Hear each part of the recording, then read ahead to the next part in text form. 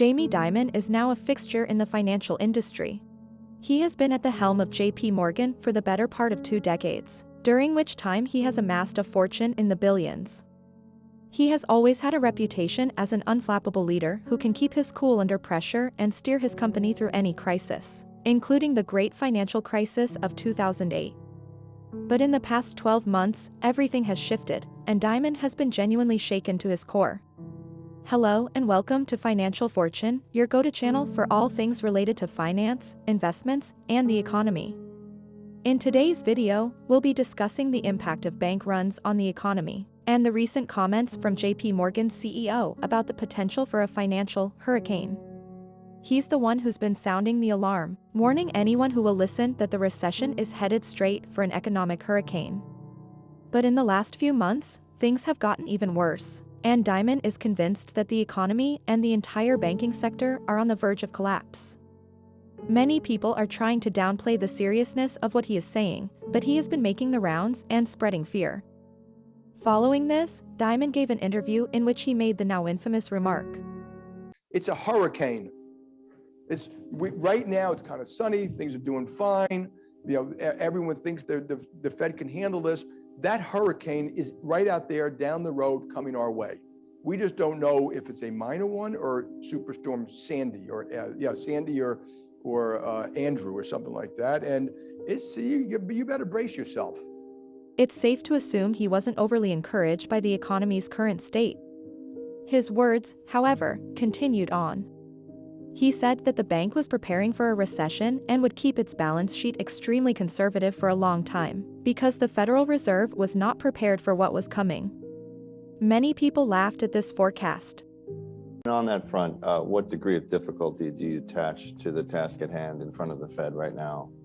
And you mentioned storm clouds. Yeah, I'm going to change the storm clouds because I said there are 3 things that we're going through, which are, I hate the word unprecedented, which are kind of unprecedented. And you got to put this in the back of your mind. When you've seen things that have never happened before, then you have to question your ability to predict, okay? One is huge growth in this country driven by fiscal and monetary stimulation. That isn't a normal recovery, okay? And that fiscal stimulation is still in the pocketbooks of consumers. They're spending it at very strong levels. And the data is completely distorted. It's distorted by inflation. It's distorted by they went from goods back to services. It's distorted by all these things, but jobs are plentiful, wages are going up, consumers are spending, the lower income folks, not quite as much as before, but everybody else, it looks like they have $2 trillion more, savings rate drop. I don't think that's going to stop their spending in 6 or 9 months.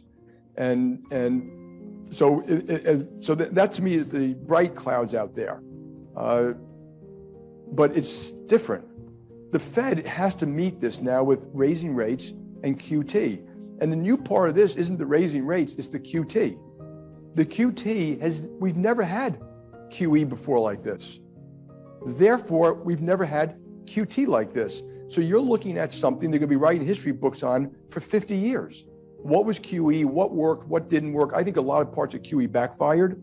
I think the negative rates was probably a huge mistake for a whole bunch of different reasons I won't bore you with now. But they got to raise rates, and in my view, they have to do QT. They do not have a choice because there's so much liquidity in the system. They have to remove some of the liquidity to stop the speculation, to reduce home prices, stuff like that.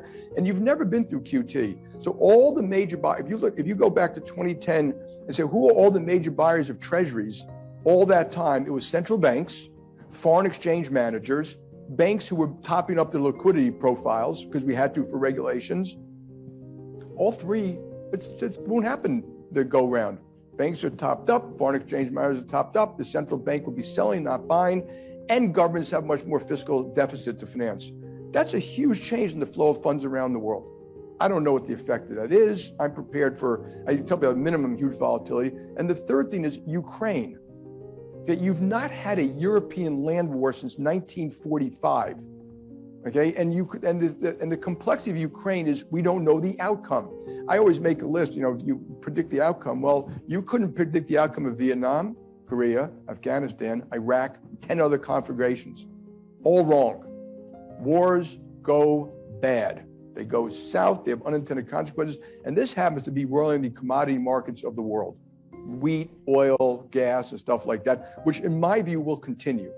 We're not taking the proper actions to protect Europe from what's going to happen in oil in the short run, and we're not taking the proper actions to protect you all from what's going to happen to oil in the next 5 years, which means it almost has to go up the price. We're not investing enough money, to keep oil a number. And for all those who love climate change, if oil prices go to 175 or 150, which I kind of think is in the cards, to tell you the truth, not in the immediate run, but down the road, then CO2 won't go down, which is everyone predicts because people buy less oil and gas. It's going to go up because all those other countries out there, the poor countries who need oil and gas to feed and heat their citizens, will not buy oil and gas, they'll buy coal.